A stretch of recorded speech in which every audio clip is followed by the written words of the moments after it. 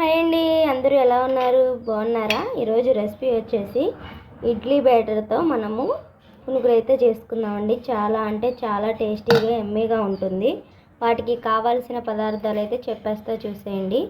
Onions, కొత్తిమీర, కరివేపాకు, పచ్చిమిర్చి, అలాగే జీలకర్ర, సాల్ట్, పసుపు. అంతేనండి, చాలా సింపుల్గా అయిపోతాయి.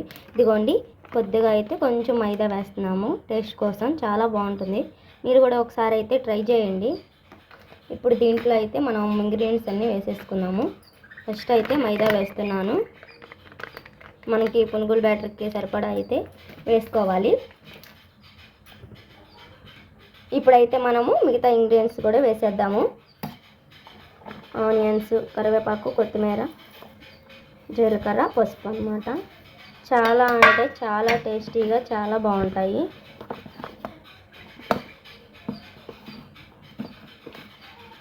మనం బ్యాటర్ లూజుని బట్టి అయితే కొద్దిగా మైదా వేసుకున్నాము. మైదా వేయడం వల్ల ఏంటంటే బాగా పొంగుతాయి కూడా.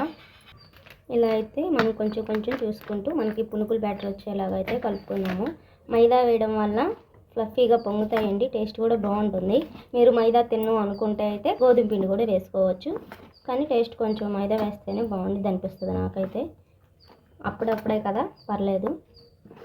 ఇలా బాగా మిక్స్ అయ్యేలాగైతే మిక్స్ చేసేసుకున్నాము. ఇంకొంచెం వేస్తున్నాను, కొంచెం లూజుగా ఉన్నట్టు అనిపించింది నాకు. లేదు అనుకుంటే బీపిండి కూడా వేసుకోవచ్చండి.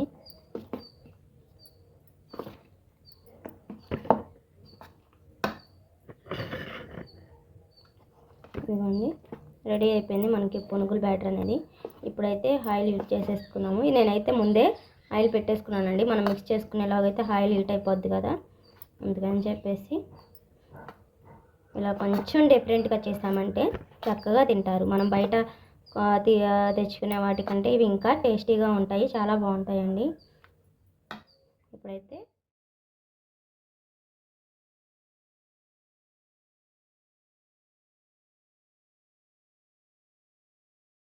ఆయిల్ అయితే హీట్ అయిపోయిందండి. ఇప్పుడైతే మనము పునుగులు అయితే వేసేసుకున్నాము. చాలా అంటే చాలా టేస్టీగా ఎమ్మీగా అయితే రెడీ అయిపోతాయి. చూసారా, ఆయిల్ కూడా హీట్ అయిపోయింది. ఇప్పుడైతే అన్నీ వేసేసుకుందాము.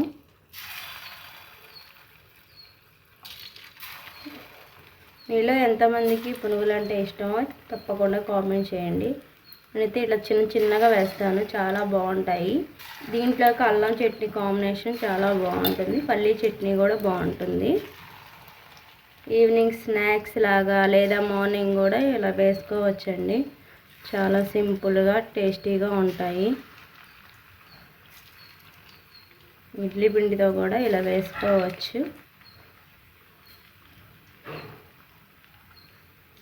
మరిన్ని కొత్త వీడియోస్ కోసం మన ఛానల్ని అయితే తప్పకుండా సబ్స్క్రైబ్ చేసుకోండి. మీరు లైక్ చేయడం ద్వారా మరి ముగ్గురికి అయితే వీడియో అనేది ప్రిఫర్ అవుతుందండి. మీకు నచ్చితే మాత్రం తప్పకుండా లైక్ చేయండి. చూస్తున్నారు కదా, ఇప్పుడైతే వేసేసాం కదా.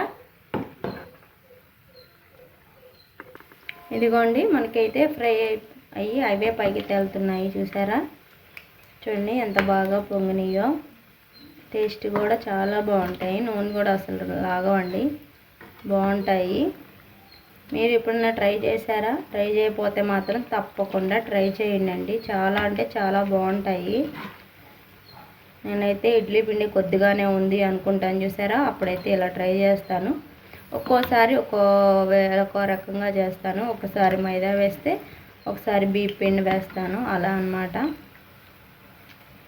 పిల్లలు కూడా చాలా ఇష్టంగా తింటారండి ఇలా చేసి పెట్టారండి.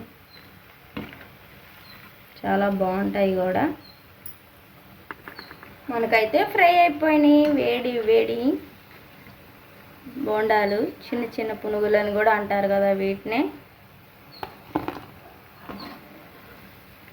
చాలా అంటే చాలా టేస్టీగా చాలా బాగుంటాయి. మీరు కూడా తప్పకుండా ట్రై చేయండి. ట్రై చేసి ఎలా ఉన్నాయి అనేది కామెంట్ చేయడం మర్చిపోవద్దు.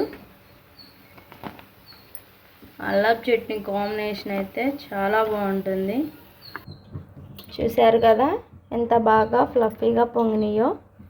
టేస్ట్ కూడా చాలా అంటే చాలా బాగుంటాయండి. ఇలా అల్లం చట్నీ కాంబినేషన్లో తింటే చాలా అంటే చాలా బాగుంటాయి, సూపర్గా ఉంటాయి అన్నమాట. మీరు కూడా ట్రై చేయండి. ట్రై చేసి ఎలా ఉందనేది కామెంట్ చేయండి. మన వీడియో మీకు నచ్చినట్టయితే please subscribe my channel, like, share and comment.